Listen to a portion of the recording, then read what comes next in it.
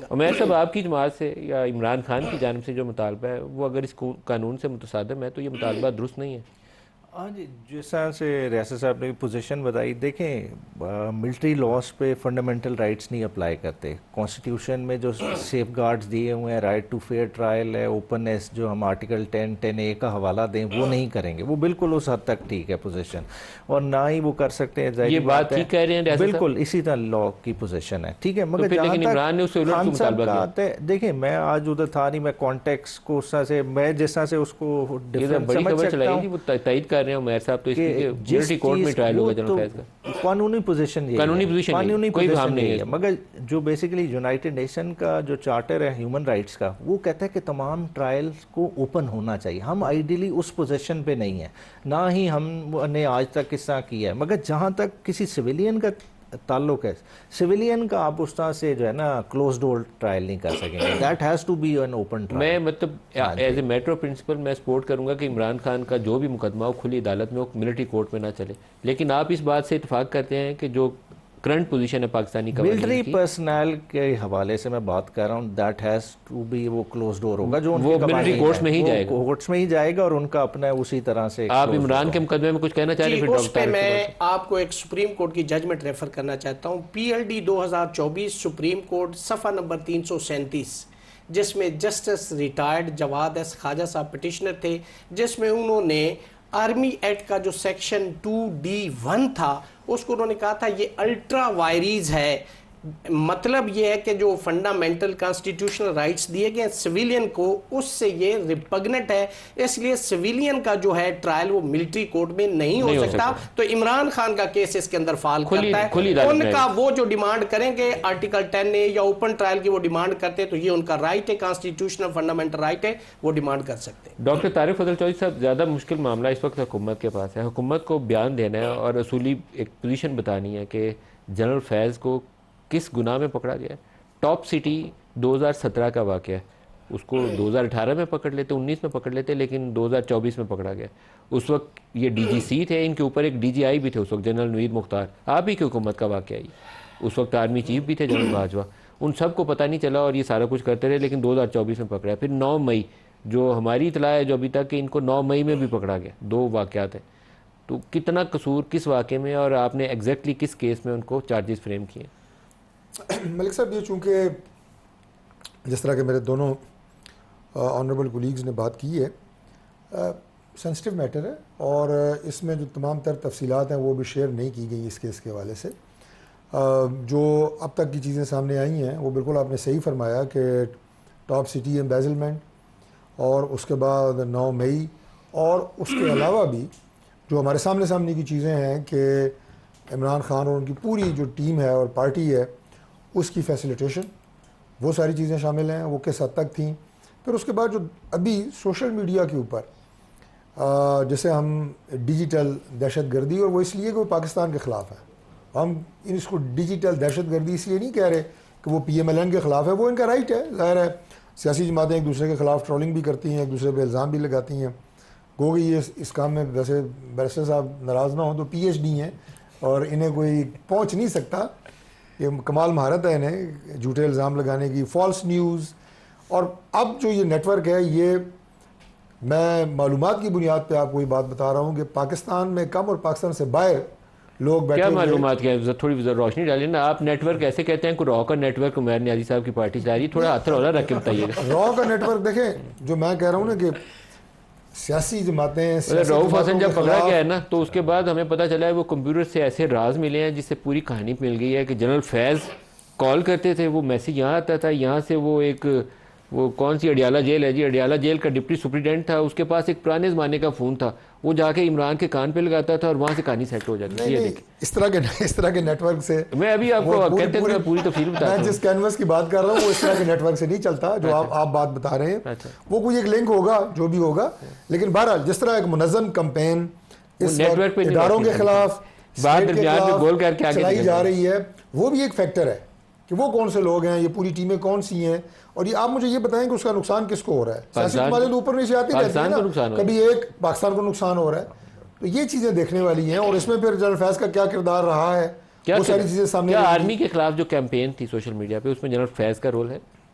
मलिक साहब, अभी तो ये कबल अज़ वक्त है कि मैं इसका बाद मेरे टॉक शो में आपके सामने आपने कहा ना आपको पूरा ये नेटवर्क चीज़ें- का पता चल गया, नहीं, आपको मुझे पूरी उस इन्फॉर्मेशन है, तो नेटवर्क आप का बताएं। पता है कि जो ये कैंपेन की जा रही है पाकिस्तान में और पाकिस्तान से बाहर, पाकिस्तान के पाकिस्तान बाहर से कहाँ बाहर से? ज़्यादा लोग बैठे कहाँ हैं। से? मतलब उसमें अमेरिका है, उसमें बरतानिया है, उसमें और बहुत सारे ऐसे ममालिक और वो हैं। क्या पीटीआई की वो सोशल मीडिया टीम है? अक्सरियत अक्सरियत। उमैर साहब, आप ये काम करते हैं पार्ट टाइम? से देखें, पर्सन को क्रिटिसाइज़ करना, देखें हम इदारे के क्रिटिसिज्म की तरफ लेके जा रहे हैं, कह रहे हैं कि पाकिस्तान का नुकसान, उस तरह की बातें करें। देखें, पर्सन को लोग क्रिटिसाइज़ पास में भी करते रहे हैं, इनकी तरफ से भी इंस्टेंसेस मौजूद हैं, खान साहब ने भी किसी स्टेज पे लोगों को किया होगा। देखिए, इसको आप इक्वेट कर दें कि जी इदारे के ख़िलाफ़ साजिश और उस तरह के बयानियाँ बनाएं। अगर ओवरसीज़ कोई ट्वीट कर देता है, आप उसको कहें नेटवर्क बना दे, तो इस तरह नहीं होता। देखें, एक क्या आपके political- ऑर्गेनाइज्ड मीडिया सेल्स हैं पाकिस्तान से बाहर जो इस तरह का बयानिया बनाते हैं? नहीं, देखिए सोशल मीडिया तो एक, आप खुद मीडिया नहीं, से एक तो ताल्लुक ना है, इंडिविजुअल, उमैर न्याजी individual है, साहब की हाँ राय जी। है, तारिक साहब तो की ये एक राय उसी है, तरह चल रहा आज़ाद है। साहब की राय है, लेकिन एक होता है ऑर्गेनाइज सेल, आपने 30 बंदे बैठाए होते हैं, वो शाम तक 5000 ट्वीट्स करते हैं। हाँ जी।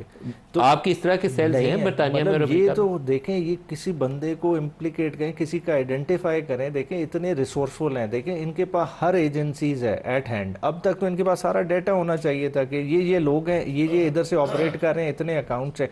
देखें, फर्जी तो डाटा इल्जाम होता है तो जितना इंटरनेट लगा को दें, बंद करते हैं, अब इंटरनेट बंद करके उसके अंदर से अच्छा। निकाल रहे हैं डाटा। और डाटा नहीं, और वो देखें पहले क्या किया, पहले कंटेंट से स्टार्ट हुए, प्लेटफॉर्म ब्लॉक कर दिया, एक्स पूरा बैन, आज तक वो बंद है। फिर क्या, वो नहीं हल, इंटरनेट बंद कर दिया। मगर उससे नुकसान नहीं सोचे। नुकसान क्या हो रहा कि आप millions of dollar daily basis पे लूज कर रहे हैं, और वो लूज का मसला नहीं है, बात है जो क्या कारोबार आपकी इधर से पार्टी के चला लोग जाएगा। ऑर्गेनाइज कैंपेन लॉन्च करते हैं आर्मी कभी भी नहीं। देखें, इदारे के खिलाफ हो भी नहीं सकता। देखें, इंडिविजुअल कभी लोगों भी की नहीं। ओपिनियन की बात नहीं कर रहा, लेकिन ऑर्गेनाइज इदारे के कैंपेन इज खिलाफ वेरी कभी लीगल। भी अगर नहीं कोई हो सेल सकता। आपका बैठ के देखें, काम कर रहा हो तो वो उसको सजा मिलनी देखें, चाहिए। पाकिस्तान की जो जियो स्ट्रेटेजिक पोजीशन है, ठीक है, हर किसी आपको को इस पता है चीज़ किसी की जमाने में realization है। पीएमएलएन के ऊपर बड़ा बोझ था, जनरल बाजवा के जो इनका 2013 से 18 वाली हुकूमत थी ना, मरियम नवाज एक मीडिया सेल मेंटेन करती थी। वो तो इन्होंने खुद एडमिट किया ना, तो हमारे मीडिया end सेल में से नहीं। कुछ ट्वीट्स हुई थी जिससे इनकी लड़ाई हो गई थी। तो organised media cell is problematic, individuals की ओपिनियन को रिस्पेक्ट PTI करना में तो चाहिए। कोई चीज़ भी ऑर्गेनाइज नहीं है, मीडिया सेल तो दूर की बात। रऊफ हसन देखें, साहब क्या करते थे? रऊफ हसन साहब तो इंफॉर्मेशन सेक्रेटरी थे, ठीक आप है। पैसे किस चीज़ के देते थे, तनख्वाह क्यों देते थे? तनख्वाह किस चीज़ के, वो बेसिकली बेचारे सारा बैठ के मीटिंग्स करनी, ठीक है, 6.5 लाख क्यों स्पोक्स देते? पर्सन के साथ मीटिंग करते थे, ठीक है, कि आज का ये मेन पॉइंट्स हैं, लोगों को पार्टी वालों को बना के देने कि आपने टॉक शोज पे इसने जाना है, इसने जाना है। आपके पास मतलब ये सारी paid social management media workers हैं? नहीं, पेड वर्कर्स नहीं है। आपके पास होते थे, अब मुझे अभी का नहीं, position अभी तो आपकी क्या है? तनख्वाहें देने के पैसे नहीं है जी। आप पार्टी ऑफिस के हालात देखें, जो बेचारे जेल काट के आ गए हैं, उनके घर 2-2 महीने से तनख्वाहें नहीं गई हुई। ये तो पता नहीं किधर की बातें की जा रही हैं। रियासत साहब से पूछते हैं, रियासत साहब, एक इंडिविजुअल पढ़े लिखे बच्चे की जो राय है उसको रिस्पेक्ट करनी चाहिए, अगर वो गाली ग्लोच ना कर रहा हो, किसी की फैमिली को अब्यूज़ ना कर रहा हो। लेकिन अगर वो ओपिनियन देता है कि फ़ौज मुदाखलत ना करे तो मैं उसको रिस्पेक्ट करूँगा। फिर मैं नहीं कहूँगा कि वो क्या वो सोशल, ये टेररिस्ट बोलते हैं ना उसको, डिजिटल टेररिस्ट, मैं उसको डिजिटल टेररिस्ट नहीं बोलूँगा। लेकिन अगर लेकिन उसको हम भी नहीं कहते। एक अगर ऑर्गेनाइज सेल है, उसमें 20 लोग एम्प्लॉय कर लेते, मैं एम्प्लॉय कर लेता और मैं कहता हूँ कैंपेन चलाओ आर्मी चीफ जनरल आसिम के खिलाफ, तो वो दैट शुड बी पनिशेबल। बिल्कुल, वो गैर कानूनी है, वो तो काबिल मुज़म्मत बात है। किसी भी इदारे के ख़िलाफ़ कोई भी ऐसी मिलिशियस कंपेन, मुनज़्ज़म कंपेन, बिल्कुल वो जुर्म है, ताज़ीरात पाकिस्तान के तहत भी जुर्म है। लेकिन जैसे आपने फरमाया कि अगर कोई शख्स आइन और कानून के तहत दिए हुए जो उसके राइट ऑफ स्पीच है, उसका वो कॉन्स्टिट्यूशनल राइट है, अगर वो इजहार ख्याल कर रहा है within the domain and parameter of the constitution and restriction imposed by the law, उससे बाहर नहीं जा रहा, तो we should give a respect to the contention of that person, unless वो किसी को गाली निकाले या किसी का प्राइवेट फैमिली डाटा पब्लिक कर दे। मैंने यही बात ये है कि हमारे यहाँ प्रोटेस्ट को किसी और पैराए में लिया जाता है। आप बाहर यूके, यूरोप, किसी जगह आप देखें, वहाँ पे 4 लोग बैनर उठा के या वो पेनाफ्लेक्स लगा के या प्ले कार्ड लेके बैठे, तो उसकी एक रिस्पेक्ट है, उसको वहाँ की हुकूमत उसको अटेंशन पे करती है, वो देखती है उसके मैटर को कि ये कोई अगर सीरियस। रियासत साहब मुझे शौक है कि मैंने फ़ौज के खिलाफ एहतजाज करना है और मैं GHQ के दरवाजे के आगे प्ले कार्ड लेके खड़े हो जाऊँ, तो क्या मैं इस पे एक सजा मिलेगी मुझे या मुझे सिर्फ रिस्पेक्ट और मिलेगी? सिर्फ मेरा इस पे आंसर है कि जो कॉन्स्टिट्यूशन के अंदर आपको राइट दिया गया है, restriction imposed by the law,